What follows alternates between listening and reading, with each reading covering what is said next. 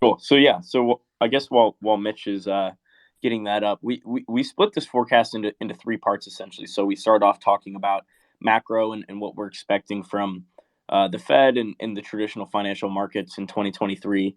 From there, we pivot to on-chain, and then we wrap up with mining, energy, and geopolitics, which I think is super interesting. So to start off, I begin talking about inflation. So for next year, the blanket statement was that prices will remain elevated despite lower year-over-year CPI values.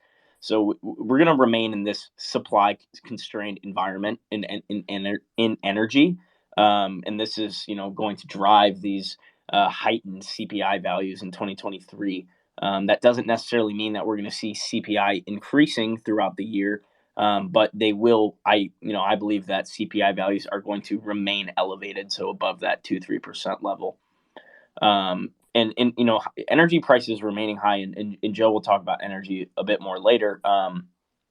That incentivizes energy companies to come in and try to expand the current supply. Right, when the price is high, it's more profitable to produce energy. So I think that's kind of important to note, but it's also important to know that that's a really time intensive process getting all of these capabilities online to produce more energy. So it's likely something that we could even see in 2024 is when all these these energy issues could potentially solve themselves with more supply being able to be produced. But like I mentioned, we're likely going to see lower year over year CPI values, and that's simply because the year over year increases in 2022 were pretty massive, especially to start the year.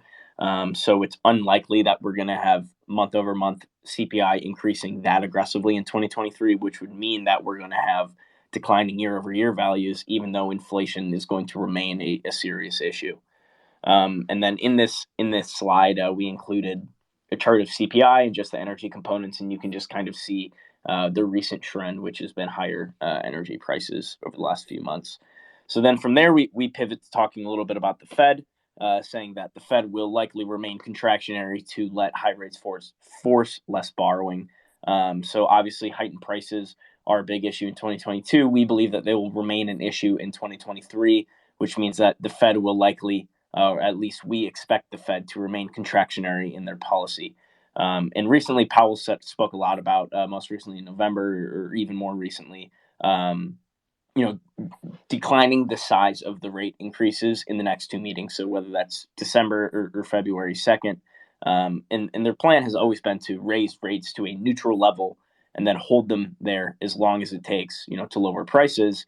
So I think it's unlikely that we're going to see the Fed begin lowering rates in 2023. I think it's possible, but in my opinion, it appears unlikely. Currently, looking at Fed futures data, the market is expecting the Fed funds rate to peak in the range of 5 to 5.25%, right around that March 22nd meeting. And the 2-year Treasury is indicating something similar, showing rates peaking about 5%. I think if inflation remains sticky and remains an issue throughout 2023, I think it's possible that we could see rates above 5.25%. But that's it's unsure at the moment, and that's something that we'll just have to watch play out throughout the year. We also noted that we will most likely see higher or lower housing prices and slightly higher unemployment. So in 2022, we've seen some of the first declines in home prices since 2011 when we look at the Case-Shiller index.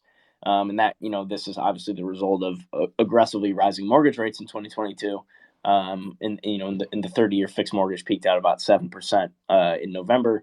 So if interest rates are going to be held at elevated levels throughout 2023, like we just talked about, we can expect to see a continuation of declining demand for mortgages and lower housing prices. And with those higher interest payments and a higher cost of capital, we would expect to see this continued strain on gross margins for companies in 2023, which we believe will likely result in an increase to unemployment. That being said, the economy has been surprisingly strong in 2022. I would say, especially in that in the labor market. So I wouldn't expect to see a drastic increase to unemployment, but like I mentioned, slightly higher unemployment is kind of where we're looking for 2023. On this chart or on this slide, we included a chart of mortgage applications, the weekly change of U.S. mortgage applications. And basically what we've seen is that there's been a decline throughout 2022. With interest rates where they're at, obviously you're going to have less mortgage signings, but we haven't seen this extreme drawdown like we saw in 2020. We saw it in 2016, 2009, 2000. All those periods had these large drawdowns to the amount of mortgages being signed in the U.S. And in 2022, we saw a fairly significant drawdown, I would say, but nothing near the levels of even 2020. So that's kind of something that I'm on the lookout for rolling into next year. And then finally, we talk about the markets here. We're expecting the markets to bottom in 2023, and then we'll likely see a large digestion period. So we're in the boat, or I'm personally in the boat of that how it's unlikely that markets have bottomed in 2022. Obviously, it's certainly possible. I don't know whether the markets have bottomed or not. But based on my experience, I believe that it's pretty unlikely that the markets would have bottomed. And bear markets do tend to be shorter, than the subsequent bull markets. So I think it's likely that the markets would bottom in the first half of 2023. And I think the most likely scenario is that prices would bottom at or near the announcement of the Fed that they're going to be halting increases to the Fed funds rate. So whenever that comes in March or so, is what the market currently believes. In March or so, if the Fed decides that we're done hiking rates and we're going to leave them at this, whatever it is, 5% or whatever they end up at, and they're going to leave them there for the foreseeable future, I think that would be a pretty obvious catalyst for the market to bottom. And we included a chart of PMI, the Purchasing Managers Index, year-over-year M2 growth, and month-over-month S&P 500 returns. And we can see that these, when you have large drawdowns to the PMI, generally below 50, it tends to be a recessionary indicator. Generally it actually ends up being somewhere around 40 is when the market is declared to be in a recession.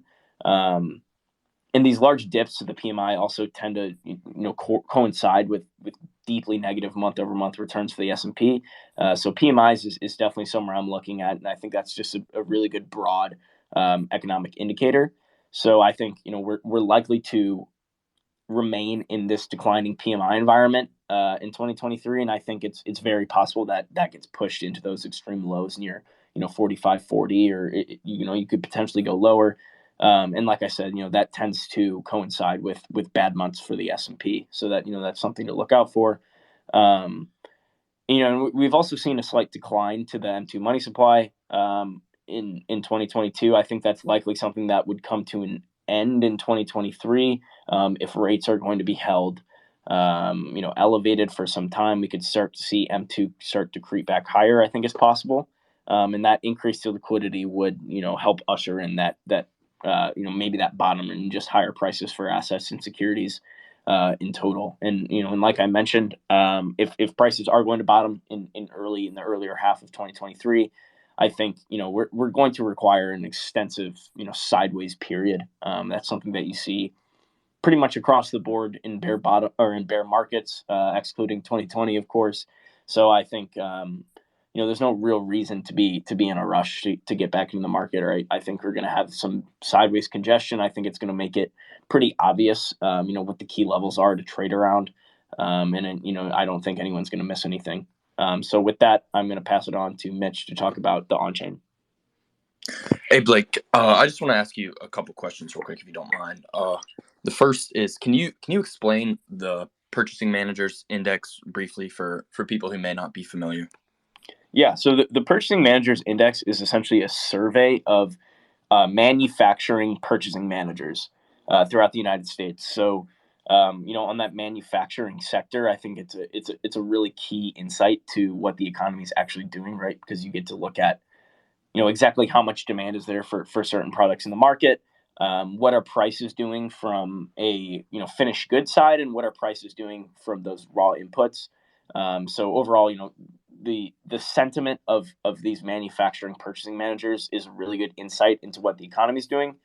So because of that reason, the Purchasing Managers Index, PMI, tends to be a really accurate and really interesting economic indicator. So when you're in these declining PMI environments, and this is something Lynn Alden likes to talk about a lot, But when you're in these declining PMI environments, you're generally going to see a contraction in the economy.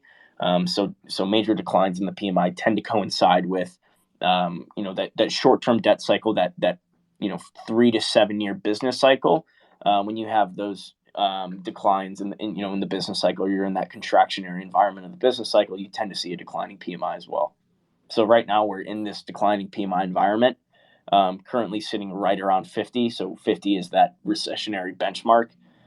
So we're right around there right now, in the middle of a decline. So like I said, I'm expecting to see further declines in 2023. Got it. Thank you. And one more thing, when the Fed is, because I know you mentioned you expect the year-over-year CPI values to decline, but month-over-month to increase. Is the Fed looking specifically at the year-over-year values when they're determining like how successful they've been at slowing down inflation? I would say that they look at it all, but mostly the Fed looks at PCE inflation, which is slightly different than CPI.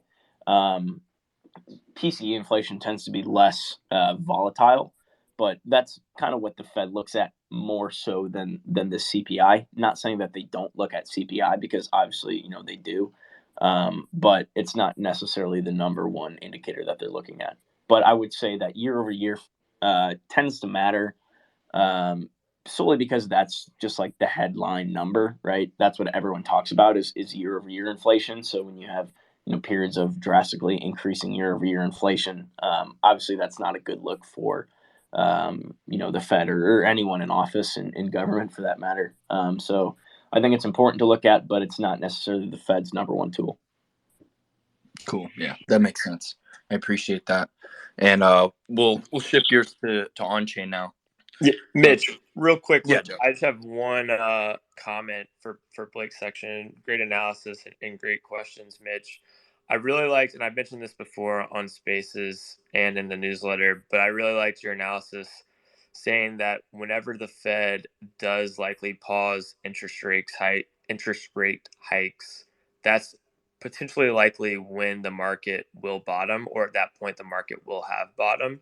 And looking back at the previous Bitcoin bear market that ended at the end of 2018, early 2019, right when the Fed paused rate hikes, that's exactly when Bitcoin bottomed. So it seems like that's, very possible that that's going to play out again this cycle. And it seems like that's, approaching, and it might happen, very soon, first half of 2023. Yeah, totally. I think, historically that's kind of how it's been, right? The market's bottomed on the first inkling of a Fed pivot, right? So the Fed pausing hikes is not a Fed pivot, right? You need to see them lowering interest rates, for a pivot. But the market tends to bottom around the first signs of the pivot, right? So when they pause rate hikes, a pivot's coming in the future. The one thing I do, that's not mentioned in the report, but I think is important, is that it seems like most people have that theory, if you will. Most people are kind of operating under the assumption that the market's going to bottom once the Fed pauses hikes. So that's the only thing that's a little bit, concerning, I would say, is just because the market never does what the masses expect it to do. I think, the market bottoming around that time, right now it's looking like that would be about in March or so. I think is still the most likely scenario, just because that's the way that the markets have tended to operate in the past.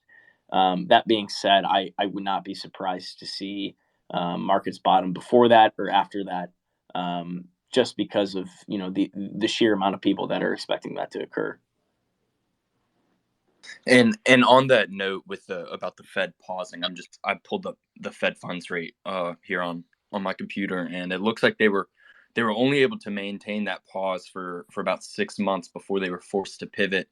And I don't know the exact difference between the national debt now and then back in early 2019, but I imagine it's much higher. So I doubt they'll even be able to pause for 6 months before they're sort of forced to pivot. Yeah, I don't know. I think it'll be interesting. In 2019 was a different period than 2022 is. Obviously, in 2019, that 2018 2019 was the big, famous Powell pivot era. where they had to pivot to save the markets. I think the difference between now and then, obviously, inflation is kind of the issue, and at this point, this isn't a shock to anyone, but the Fed has said over and over again that they're not going to save the markets. Um, you know, it would depend on how bad the markets, if the markets were to break, per se. I think it would depend on how bad it is for the Fed to kind of go back on their word and say, oh, we're actually going to save the markets because this is really bad. I find that to be unlikely. And I think, that kind of the main difference between then and now is just the fact that inflation is such a big issue that saving the stock market from falling or crashing or whatever isn't necessarily the Fed's number one concern because inflation is such a large issue and it wasn't in 2019.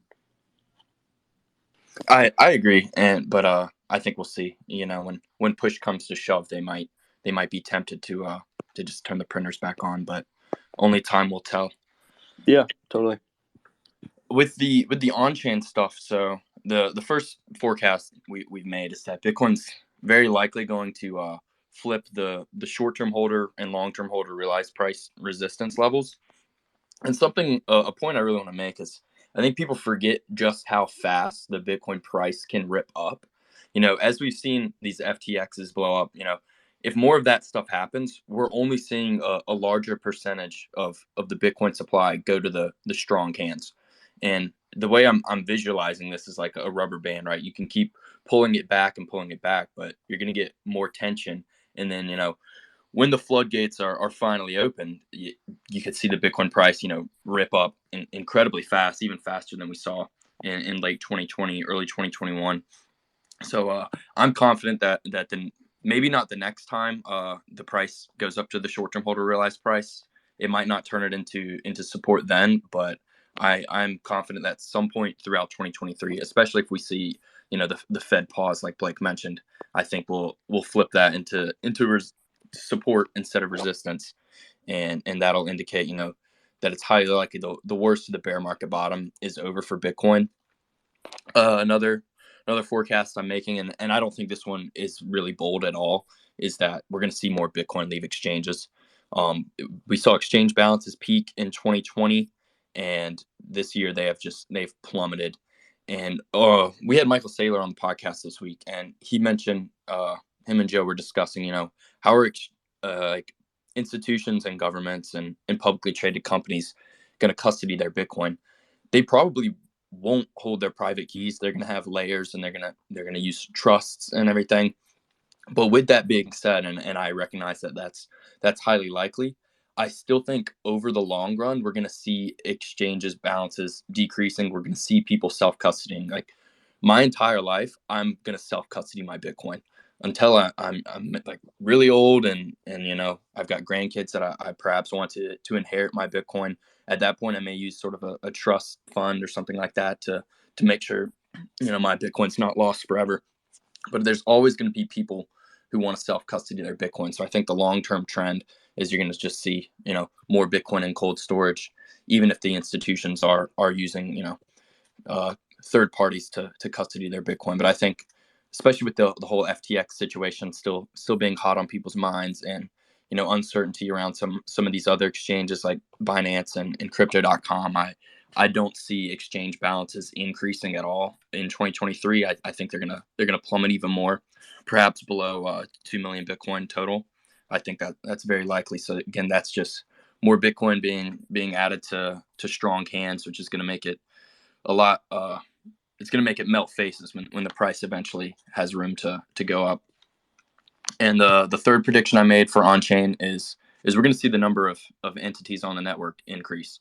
We've already seen a huge surge in momentum here. When you look at the 30-day moving average of new entities, it's past the yearly moving average, and that's something in the 2018 bear market that coincided with the bottom, right? Because as you see a wave of new users relative, like on the monthly scale versus the yearly scale, when you see the monthly increase, that's positive momentum of people coming onto the network and self-custodying Bitcoin, stacking sats.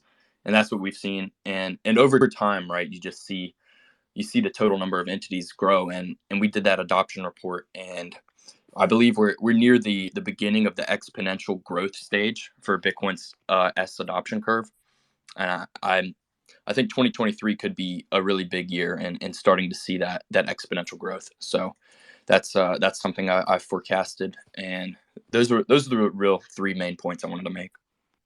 Nice, Mitch. Yeah, I think it's very interesting looking at Bitcoin from an on-chain perspective with those three charts and a lot of other metrics.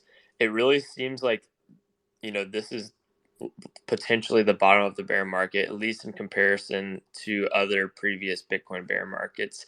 Kind of the only thing that would send us lower is a more grim, recessionary macro situation. Would you agree with that sentiment? Yeah, definitely for sure. I would agree with that. And one more other point I want to make, and I think I've said this on a previous space, but people rag on chain, and I certainly don't recommend using it to make short term trades. But when we see Bitcoin leaving exchanges, like that just makes on chain data even more reliable, and over time you're going to be even more confident in what it's showing you, right? So when a lot of people have their Bitcoin on exchanges, realized price is slightly less accurate, right? Because you don't know what someone's cost basis is unless they take their Bitcoin off the exchange. But when everyone does that in mass, we can be very, very confident that the short-term holder realized price is a true representation of like this key psychological level and the cost basis for short-term holders.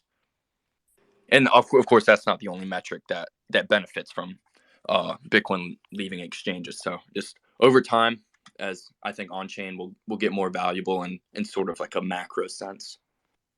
Yeah, absolutely. I liked how you earlier you brought up how Saylor mentioned that large, corporations that are publicly traded and large governments likely won't obviously be self-custodying their Bitcoin, and their single sig trezor per se. But I also think it's an interesting point that we didn't mention on the podcast. I think Bitcoin is generally this technology that empowers individuals and takes power away from larger institutions. So potentially as Bitcoin grows in adoption and the effects of it being this new monetary system come into existence, I think we'll see maybe larger institutions have less power and be farther away from the money printer, and that may make smaller entities or smaller companies have more of an edge when it comes to allocating and deploying capital. So maybe I agree with Saylor certainly in the short term that institutions maybe they won't be custodying their Bitcoin on Coinbase or FTX per se, but they will be custodying with a trusted third party that's a publicly audited, verified institution. But maybe in the very long run, we won't see organizations with 100,000 plus employees because it may not be the most efficient way to allocate capital. Yeah, and another point on self custody, and I agree with Saylor's main premise, but I think that sort of hinges on a world of trust, and I think we've seen like clearly that trust is breaking down the last few years.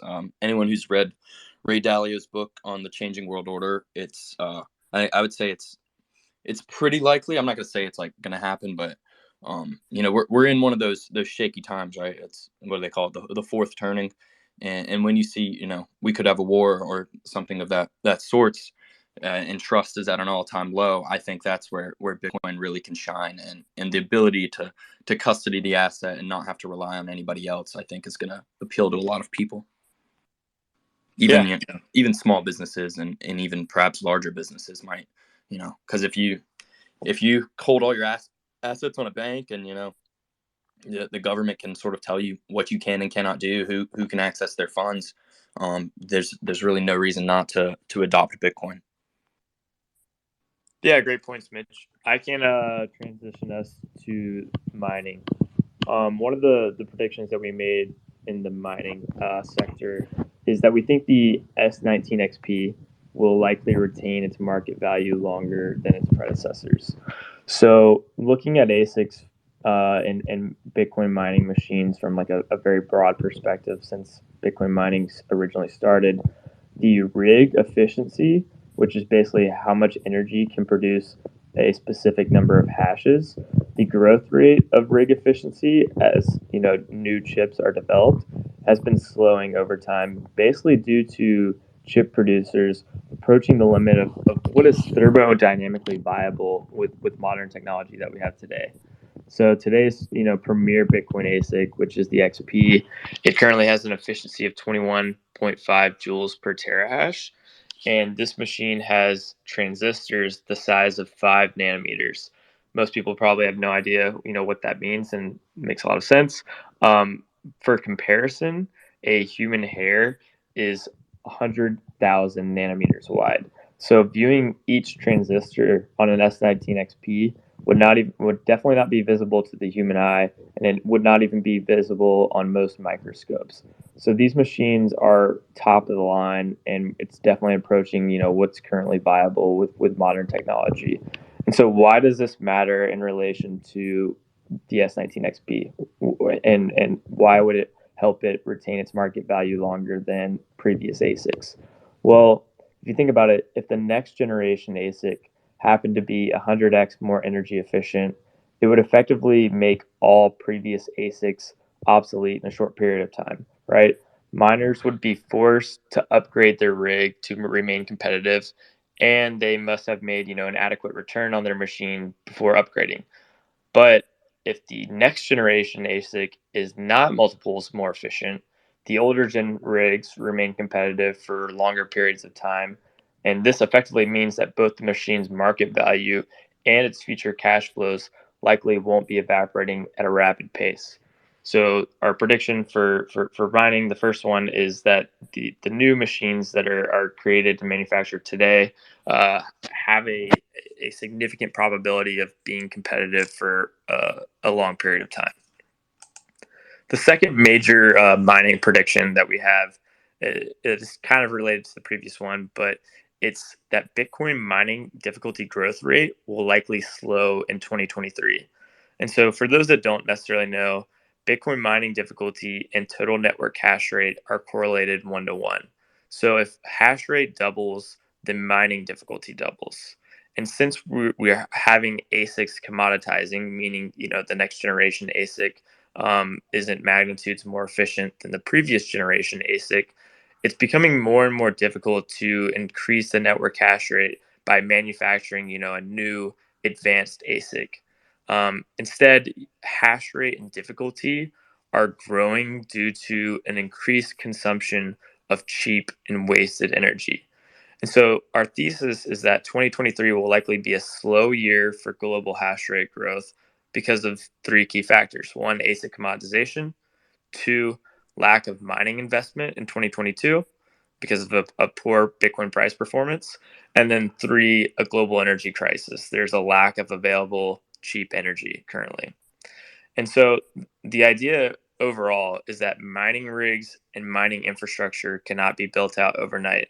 If Bitcoin 10x's to 200K after the next halving, then that's 44 gigawatts of new energy that needs to be consumed by the Bitcoin network in order to keep hash price the same. And so, for comparison, the average electricity production of the entire country of Mexico in 2021 was only 40 gigawatts. So, for Bitcoin's price to go through a massive bull run, which eventually we expect, it's going to be very hard for the mining industry to scale to that same degree in a short period of time. And that's going to be, great for miners that have deployed capital previously or in the bear market. The third prediction related to mining and also related to energy and geopolitics is that miners with hosting contracts and power purchase agreements are likely going to retain a competitive moat. So we've seen the global supply of energy uh, has been unstable and will likely continue to be unstable. Hydrocarbons, which is oil and gas, have basically enabled humans to scale economically over the last century, but it's unrealistic regulations over the last 10 to 15 years have really hindered the growth of the oil and gas industry. And so as this growth of oil and gas production continues to be blocked by regulators, we expect energy prices will likely remain pretty high as bureaucrats attempt to solve a lack of energy with more wind and solar power, which are cool, but it's proved to be an unreliable source of base load energy, which is a large part of our problem of having unstable, unpredictable energy prices. And a fun fact from Lynn Alden, one of her reports that's quoted in the deck that we have shared in the pinned tweet, between 2011 and 2021, oil and gas exploration investments declined by 50% over the previous period. And this, lack of baseload supply will result in energy prices remaining elevated. And high energy prices will prevent new miners from building out infrastructure and securing competitive PPAs and deploying more capital into Bitcoin mining. And so miners with existing fixed PPAs and existing hosting contracts will benefit from locking in low energy rates in an inflationary environment. And because these miners have effectively secured the cost side of their operations, while their revenue side in an inflationary environment will likely grow over time as the price of Bitcoin goes up. The last key prediction that's related to mining is that the United States will likely continue to be the best jurisdiction for Bitcoin miners. So this is kind of touching on what Blake has mentioned previously, but other than the Federal Reserve, the Bank of Japan, the ECB, and the Bank of England have already or are likely on the cusp of pivoting or pausing to a more accommodative monetary policy. Countries and their central banks, in our opinion, will soon, sometime in 2023, be competing again to devalue their currencies relative to their neighboring countries, in order to simulate domestic economic growth. And we think that once the money printer goes burr again, or the Fed at least pauses, this will positively influence the price of Bitcoin as more liquidity is pumped into global markets. And so, of all the fiat currencies that exist today, the US dollar is clearly the strongest, and I think it will continue to be so due to the Federal Reserve being in the strongest position to fight inflation. I think inflation will likely be felt more outside the US, and I think the US is also a net energy exporter and remains energy independent, right? So energy prices in the US are likely to be more stable compared to net energy importers like most of Europe. And so, with more stable energy prices and the least amount of inflation, it's very likely that the United States will continue to be an attractive jurisdiction for Bitcoin mining. That's mainly it as far as mining predictions. We did talk about a little bit about mining Bitcoin specifically, and I'll quickly cover that. I think there's generally, as someone that's deeply into Bitcoin, I don't necessarily. I kind of have two strategies. One, I want to accumulate more dollars, but two, I want to accumulate more Bitcoin, right? And I think they're both related. In a world where majority of the world uses dollars as their unit of account, it's important that I have future liabilities that I need to make sure I meet in dollar terms. But I know in the long run, Bitcoin is the better unit of account, and so I want to make sure I'm stacking Bitcoin. And I kind of think there are two general strategies to outperform holding Bitcoin. One is obvious, like it's holding cash, right?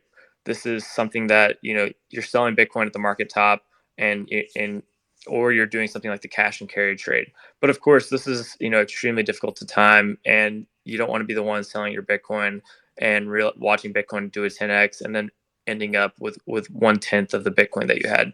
So that's a possible strategy that some people do, but it's very difficult and hard to time. The second way that you can outperform Bitcoin is by holding a Bitcoin derivative, right? So this could be something like, Bitcoin venture capital, but this is risky and on a small scale, if you're not diversifying, it's also very illiquid. If you buy shares in early stage seed and Series A Bitcoin companies, you can't cash out of your position in a relatively quick manner, if at all. Second, Bitcoin derivative that could enable you theoretically to outperform Bitcoin is like a Bitcoin yield product, right? But unfortunately, the market is just far too young and early for many of these, and that's why we've seen Celsius, BlockFi, FTX, Voyager and others just completely blow up. So they were taking on far too much risk for the potential return that you can get with a Bitcoin yield product like that. The last, and I think, in my opinion, most viable option to outperform holding Bitcoin is something like Bitcoin mining. This is kind of the opportunity to where you can hold, a machine that is somewhat locking in Bitcoin denominated cash flows in the future. Think about it. Like if Bitcoin went to 100K tomorrow, like we talked about, mining difficulty can't go up 5x with price. The price can go up 5x relatively quickly. And the reason difficulty can't go up 5x really, really quickly is because it takes a very long time to build out mining infrastructure. And so you have this ability to somewhat lock in, Bitcoin denominated cash flows. And if the price of Bitcoin moves up aggressively and quickly, not only does the machine start earning more Bitcoin, but the market value of your ASIC can move in line with the price of Bitcoin as well. The other thing with mining that's getting more interesting over time is that rig liquidity is getting a lot deeper. Unlike Bitcoin venture capital, where the market is very liquid, selling and trading Bitcoin ASICs is becoming easier and easier over time, and we expect that to continue as the industry evolves. This definitely does not mean there's no risk in Bitcoin mining. There's risk in all of these opportunities, whether it's Bitcoin venture capital, Bitcoin yield products, or Bitcoin mining. There's risk in all of those when it comes to trying to outperform Bitcoin. But I do think it's an interesting way to try to outperform Bitcoin, and I think it's probably one of the best solutions that we have out there at the moment during Bitcoin's monetization phase, because we're all kind of, probably if you're in the space, we're all bullish on Bitcoin long term. We all want to accumulate more Bitcoin, but it's hard to do that during the monetization phase, and it's going to be interesting to see how the Bitcoin yield products and Bitcoin mining and Bitcoin VC evolve over time. That was great, Joe, from top to bottom. And I just want to sort of reemphasize what you're talking about these. When you're trying to outperform Bitcoin, you set it up really really well there.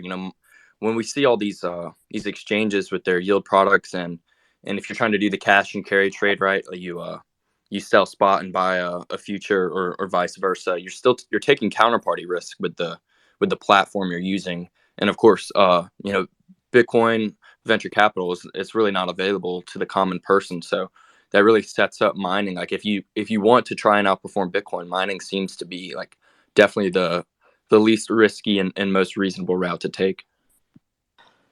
Yeah, absolutely, and it's important that people evaluate their options and do their own research. But yeah, certainly, if your goal is to outperform Bitcoin, which in my opinion that should be everybody's goal, mining is a great opportunity. And one more other point, and I think this sort of brings it full circle.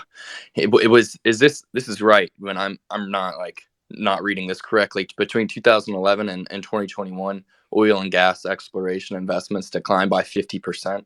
That seems wild, and when you tie that into Blake's CPI chart on the third slide, when energy is sort of the leading component there. So that's sort of scary to look at, because you can print more money, but you can't print more energy.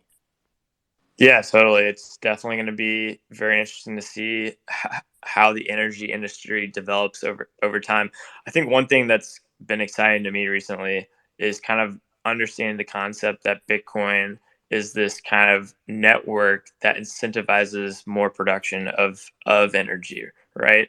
And so, we are in this global energy crisis where energy is scarce, and a lot of that's, in my opinion, due to the reason of potentially bad regulations that have caused unreliable baseload energy.